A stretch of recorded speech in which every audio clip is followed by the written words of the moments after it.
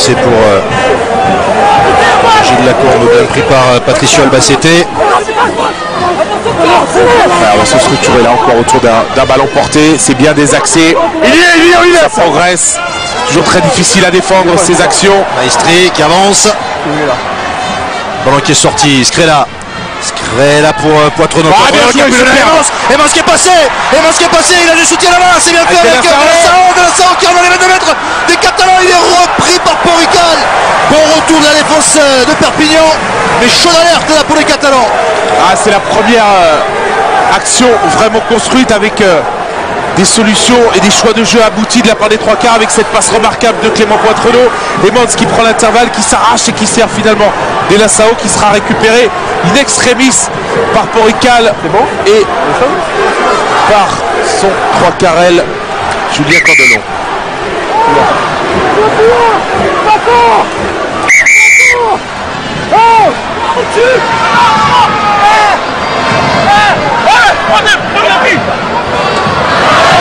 Par Guéry.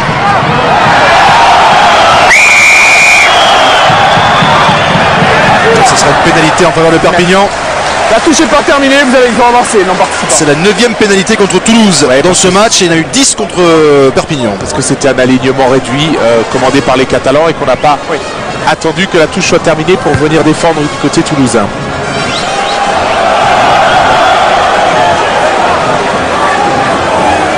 On va rester dans la moitié de terrain des Catalans. On a vu quasiment à chaque fois qu'il y a une équipe qui s'approche de la ligne d'en but adverse, elle est très souvent pénalisée et du coup ça permet à l'équipe sous pression de se dégager. Lancé pour Guillaume Guirado. Ballon dévié par Chouli. Cazenave sous la pression.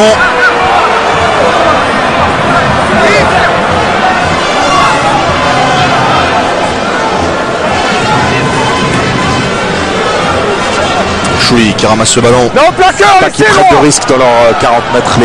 Les Catalans, ils se sont fait contrer déjà une première fois en première mi-temps. Il faut ressortir immédiatement. Voilà, par du pied. Barag. Loin devant. Il va y avoir Emans à la réception de cette balle. Qui renvoie ce ballon contré. On peut le jouer. C'est possible jouable avec Nyanga. Nyanga qui saute la balle. Poitronneau qui arrive. Qui cherche du soutien. Ballon pour les Toulousains dans la moitié de terrain des Catalans. Hop là, faute de Cazenave. Sur le côté. Avantage en cours. Ballon conservé par les Toulousains avec Nyanga. Nyanga pour Sossoni Boussa, c'était limite en avance. Boussa qui réussit à passer le bras pour Nyanga. Nyanga qui fait le cadrage débordement pour aller marquer le deuxième. Et c'est les Toulousains qui repassent devant au score. Alors qu'il reste 13 minutes à jouer dans ce match. Quel coup de théâtre encore. Un coup de théâtre, mais surtout remarquable action menée par Yannick Nanga, qui est le dernier passeur sur Sossoni Boussa, qui va résister à un plaquage, qui va faire l'effort de lui remettre à l'intérieur. Et il y a un peu de confusion d'ailleurs du côté catalan. Regardez le contre sur Cédric Emans de la part de Geoffrey Michel. Le ballon qui sera récupéré par De La Sao. Et là regardez, Albacete en position de demi-ouverture. Le pivot de Nyanga, le bon travail de Sossoni Boussa qui remet ce ballon à l'intérieur. Et là on vous laisse admirer le geste technique. 1 contre 1, cadrage, débordement, percussion sur Porrical et finalement essai en coin marqué par Yannick Nanga. C'est aussi ça la force du Stade Toulousain, d'avoir cette capacité avec un turnover et avec des changements de faire rentrer des joueurs capables sur leur qualité physique de renverser le cours d'une rencontre. Alors j'ai juste un doute, on aura peut-être l'occasion de le revoir, sur la passe de Yannick Nyanga pour Sossoni Boussa quand il fait le pivot. Au départ, oui, peut-être un en avant. Il y a peut-être un en avant.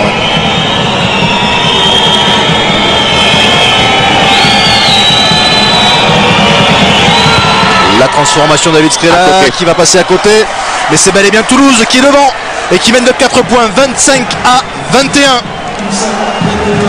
Regardez, le pivot ici de Nyanga. Ouais.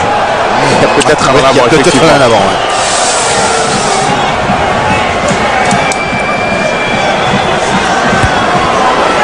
On renvoie très court.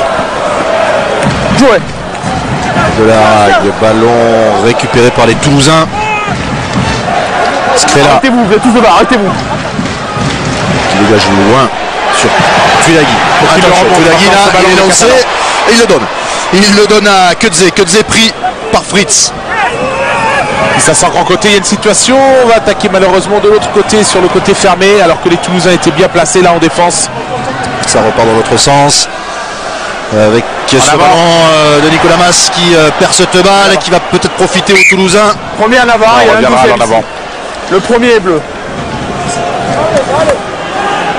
Le Sonia. Arrête ça. Donc un blessé. Ouais, je vais essayer d'aller voir Christophe Manas parce que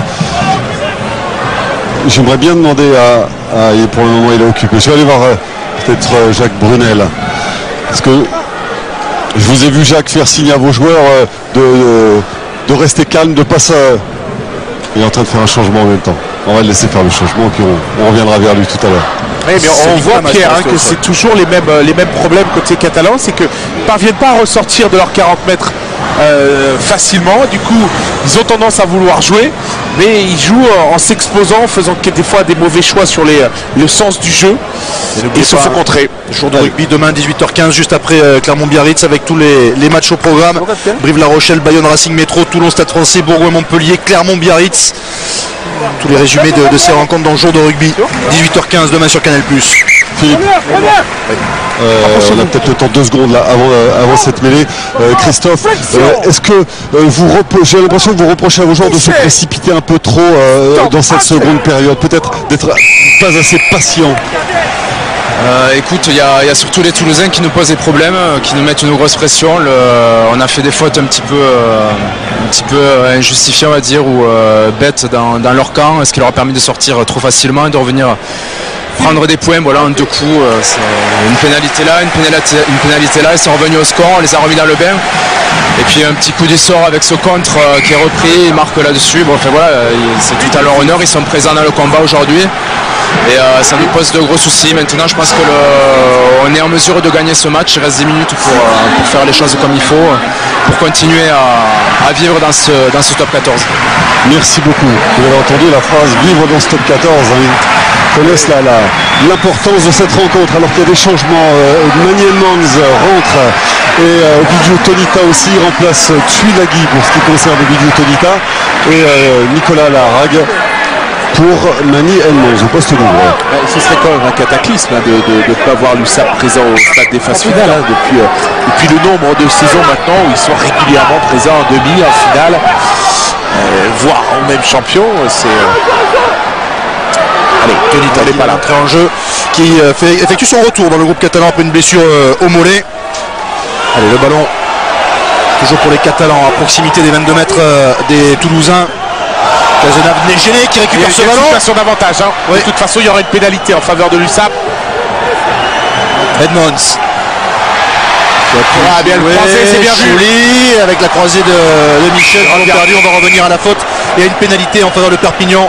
Perpignan mené de 4 points, on vous rappelle, Perpignan qui dans les 3 dernières journées va jouer face au Racing. Ce sera à suivre sur Rugby Plus à 14h30 dans 15 jours. Ensuite, il se déplace à Toulon. Ils reçoivent Castres. Auparavant, je vous le rappelle également, il y aura le quart de finale de Coupe d'Europe face à Toulon le week-end prochain, samedi prochain. Perpignan-Toulon à Barcelone à suivre sur Canal Plus en direct à partir de 16h15. Le joueur qui peut. On a revu en ralenti la faute de Pato Albacete sur le demi-mêlée Cazenave. Grégory Lambolé va rentrer du côté toulousain. On attend, attendez s'il vous plaît. Excusez-moi. Perpignan qui n'a plus perdu 3 fois à domicile sur une même saison depuis 89, puisqu'on vous rappelle ils ont déjà été battus cette saison par Montpellier et par Toulon, et en 89 ils avaient été battus par Blagnac, Tarbes et Lourdes. Jean Bouillou sort. Jean Bouillou sort et donc Grégory Lambolé prend sa place. 25-24 pour Toulouse. 8 minutes. 8 minutes, 1 point d'écart.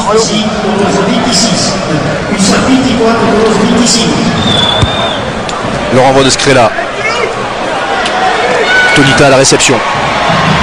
Dans ses 22 mètres. D'accord, lâchez, moi. Pris par Lambolé. Cazenave qui dévisse. C'est pas ce qu'il voulait faire, Cazenave. Il voulait taper une chandelle de pression beaucoup plus lointaine et beaucoup plus longue.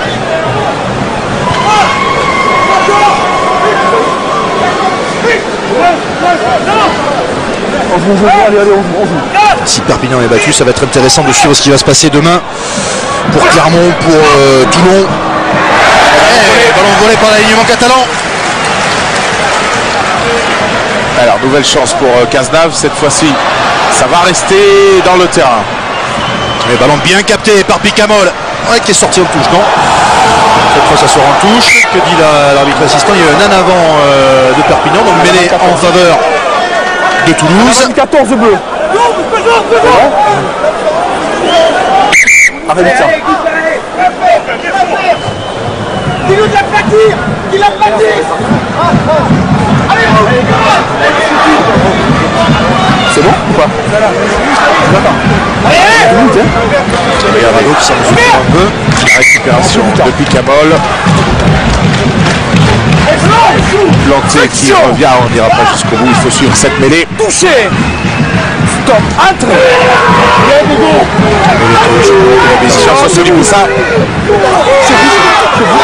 Ballon ramassé par Picamol.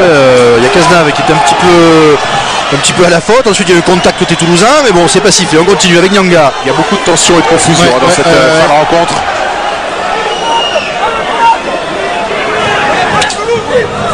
Albacete. Non, debout, Noir, restez debout. Toujours pour les Toulousains, dans la moitié de terrain des Catalans.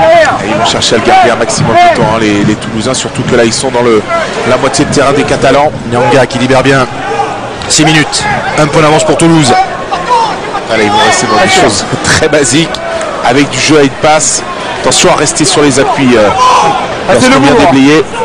Albacete à nouveau après Montes juste avant. Et ça sera une pénalité au sol.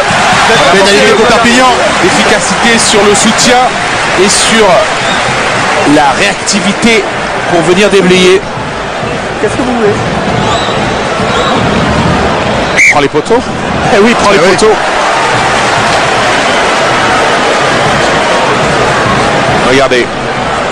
La charge d'Albacete. Virgile Lacombe qui est un peu court pour se remettre dans l'axe et venir déblayer avec de la vitesse. Du coup, ce sont les Perpignanais qui en profitent et qui sont sur leurs appuis avec notamment Damien Chouli.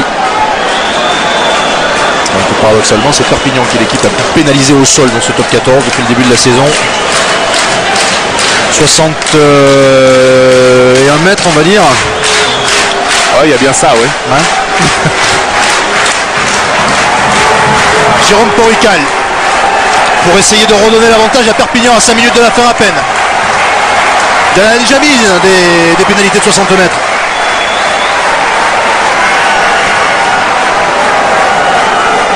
Pierre, vous le disiez tout à l'heure, il n'y a pas de vent. Ça part bien, il y aura la distance sans problème. Un peu court. Ouais, ça passe à droite. Toujours 25-24 pour Toulouse. 4 minutes 30. Même si elle avait été dans l'axe, cette pénalité, il en aurait manqué un peu.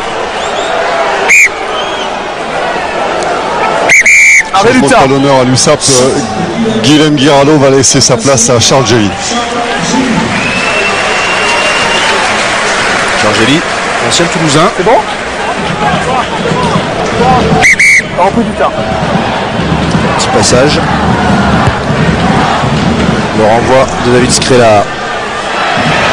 Pris par Edmonds avec Tonita.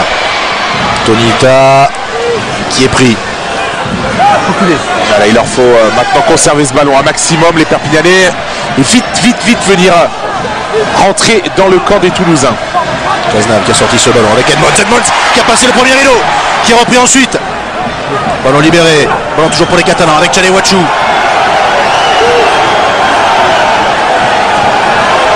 Dans la moitié de terrain de Toulouse, Tonita. Non, c'est vous. Ah, il faut faire preuve de patience. Ils vont le fermer cette fois avec Edmonds. Petit coup de pied à suivre d'Edmonds. Mais il y aura la couverture. Ils vont pouvoir récupérer le ballon de Cédric Emmons. Avec un jeu au pied astucieux d'Edmonds qui va laisser ce ballon sur le terrain. Regardez la frappe de l'extérieur du pied. Du coup, Cédric Emmons est obligé d'accompagner ce ballon en touche. Et là, c'est un lancer capital pour les Perpignanais qui ont déjà, je le répète, perdu 2 ballons très importants à l'intérieur des 22 mètres toulousains sur touche. Il y a 3 minutes. Et il y a une tension sur le banc du staff et des remplaçants